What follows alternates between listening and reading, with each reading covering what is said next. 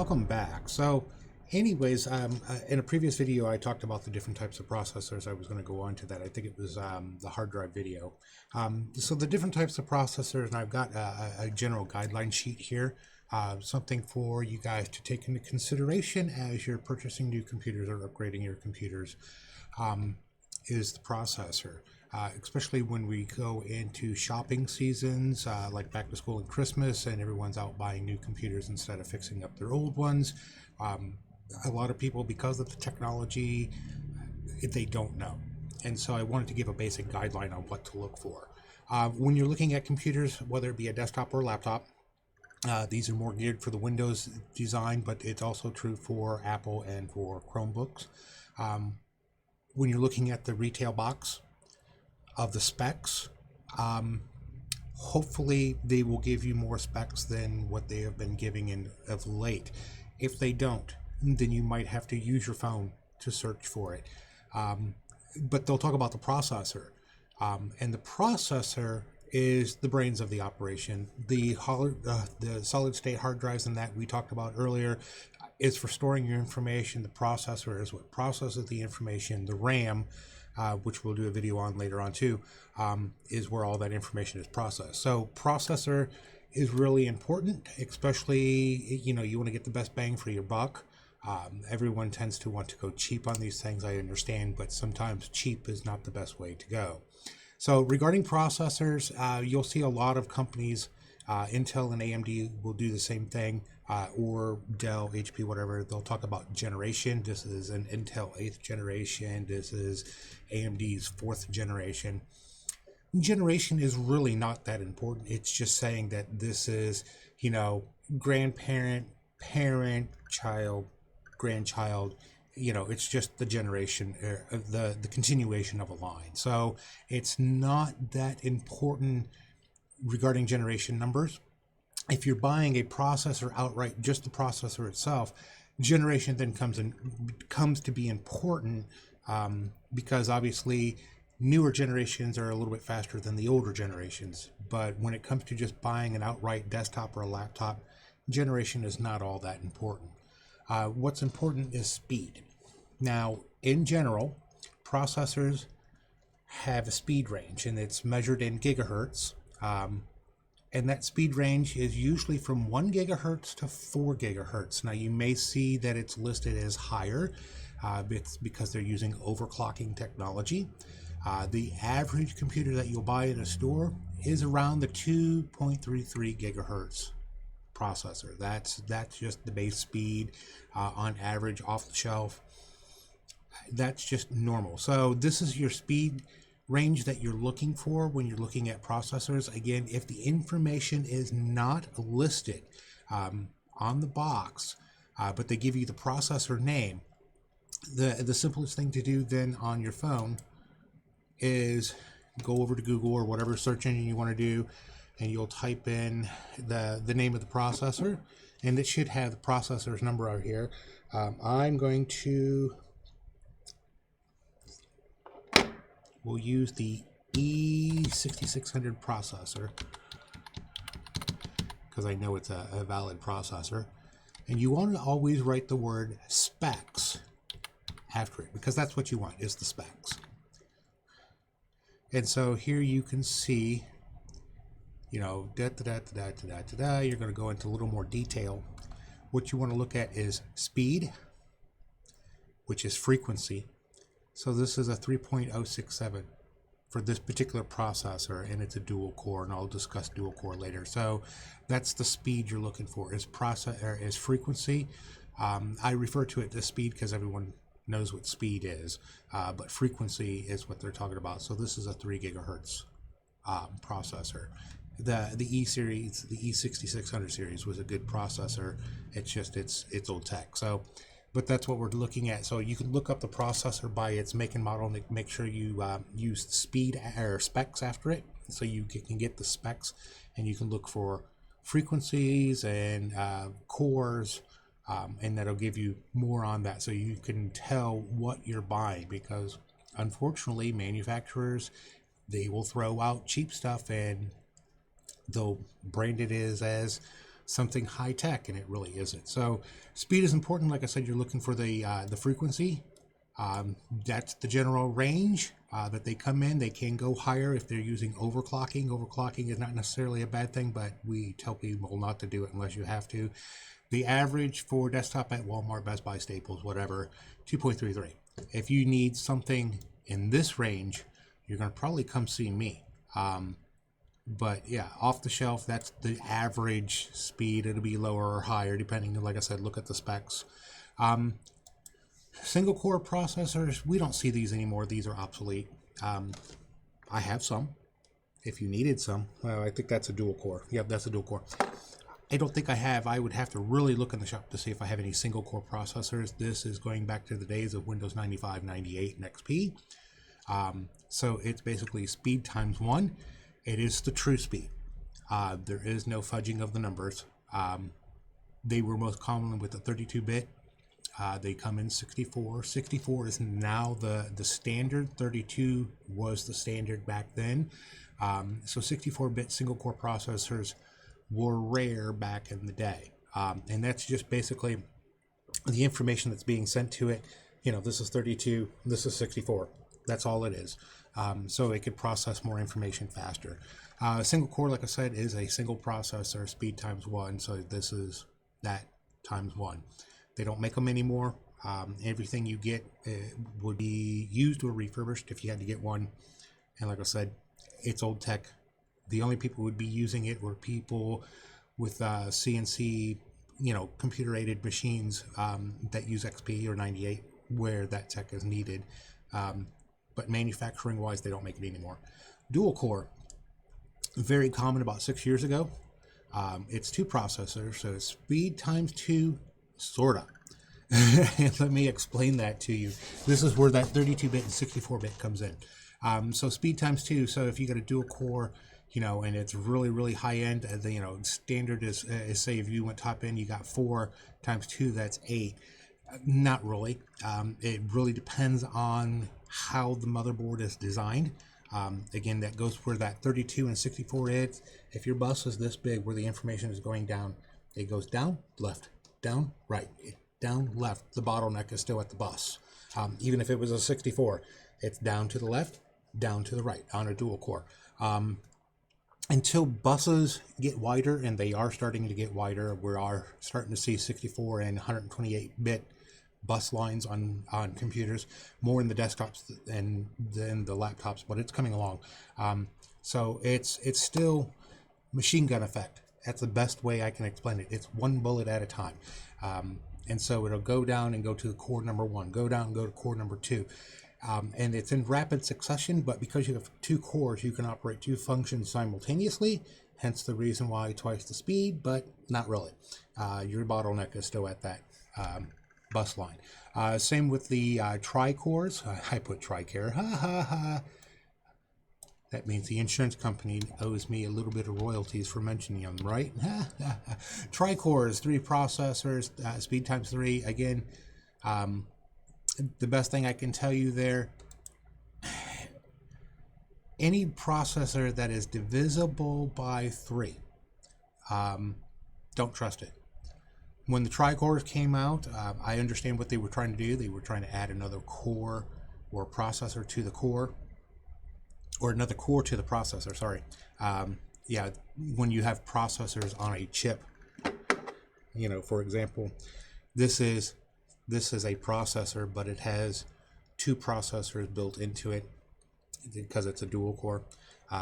So when they went to tri-cores, they rushed it to market, I think. I mean, they researched it, and we tell people this all the time when we're fixing the computer. What it does in the lab and what it does in reality are 2 different things. Tri-core worked great in the lab, got out to the market, people started using it. It was crap. I don't think they make tri-cores anymore. Again, old tech. But the idea, if you do see a tri-core, avoid it. Just my opinion. But it has 3 processors and it does the same thing. Quad core has 4 processors in it, does the same thing. And that's why it says speed times 4, sorta. Again, bus line. I think when you start getting up to the 4 cores, though, you start seeing dual bus lines. And so it's like, doot, doot, doot, doot. and then running down this one at the same time. So it's, like it's a 64-bit line, but it's two buses. It's two 32-bit buses or two 64-bit buses. So it goes down, it goes to one processor, goes down, go to another processor. They're quick. Quad cores for desktops are pretty much the standard I see nowadays. Laptops are up there too. On new laptops, I see quad cores quite a bit. And so, yeah, they're all right. They are still in 32 and 64-bit, primarily 64-bit. Again, that's to go with the bus line on the motherboard, because you can only go as fast as that information can go. And if you've got a quad core processor with a single bus line of only 64, then it's going 1, 2, 3, 4. So you're not going to get the true speed. Where you've got two channels, buses, then you can go 1 and 3, 2 and 4, 1 and 3, 2 and 4. So it's like a dual channel or a dual barrel machine gun. Best way to explain it. Again, look at the specs of what you're getting. If you have questions, you can always give me a call and I'll do it for you. Hex core, 6 processors, 6 speed by 6, and there's a whole bunch of laughter after that, because much like the tri-cores, the hex cores, and I've not owned one myself, but we've had some in the shop. I don't want to say they're absolutely horrid. Basic internet function and basic computer operations, it handles just fine. You go into gaming, on a hex core. So again, divisible by 3, kind of like avoid it. So again, if you got 6 processors, or even with the octa-cores, which is 8 processors, but you've only got 2 channels or even a single channel to transfer the information from the hard drive to the processor to the RAM back and forth like this, you can only go as fast as that bus line will go. Now, buses, like I said, are getting wider. They are getting faster, but still, it's a machine gun approach. It's one bullet at a time. Octa-core, 8-core processors, again. And again, that's where I would say maybe. It depends on the motherboard. High-end gaming motherboards, like I said, they have dual, and I just seen my first one online where it has a quad bus system. Yes. That would just speed it up even more. After that, we get into really new technologies. The 12 and 16 cores have probably been out for a couple of years, and the 24 and 32 cores have just kind of like been introduced this year. Consumer market, I don't see you or I having this anytime soon. Although my computer is a 16 core, I ordered it specifically with the 16 core processor in it. So it can do everything I need it to do. But again, 12 core divided by 3, stay away from it. 24 core divided by 3, stay away from it. Just my opinions. I think there are going to be more problems than what there were. Like I said, the 16 cores, you can get them if you're a gaming.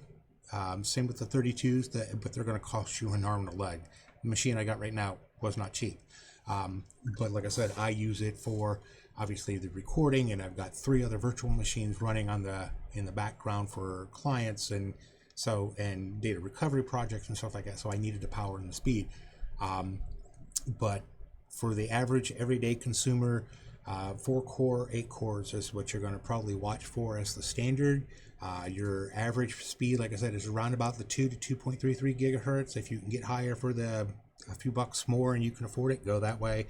And so that's, just a general overview of processors. Now, there's a lot of other things that goes into their speed, such as L1, L2, and L3 caches. This is just buffering on the processors. Again, going to that machine gun effect or that bus channel, it goes down and it goes to the processor. Well, if the processor is not finishing when the next command comes down, it can put it in a cache or a holding location. 1, 2, and 3 is basically holding. So, and then when the processor finishes that command, it can pull it out of the cache. Again, it goes back to bus lines are getting faster than processors. For a long time, processors were faster than bus lines. Yeah, but this is the general overall for just the average person to need to know as they're shopping for Christmas or any holiday or any particular reason why you're buying a new computer. Like I said, this is what to look for: speed by gigahertz, number of cores. Um, Almost everything now is a 64-bit processor, so you don't have to worry about it. But if it mentions on it's a 32-bit processor, yeah, no, you probably don't want it. But cores, single core, dual core, quad core, and speed. Those are your two big important stuff. When it comes to average everyday use, that's where it's at. Gamers will want to go into the 8 cores and 16 cores. Then of course you need the RAM to back it all up and so on and so forth. You need hard drive speed to back it all up, video graphics to back it all up on the gamer side. But average people, no. Like I said, quad cores are going to be pretty much the standard with the 2.3 gigahertz processor. But I just wanted you to know about these other things. And like I said, if they don't tell you the specs on the packaging to what the processor is, look that processor up. They will put on there what processor it is.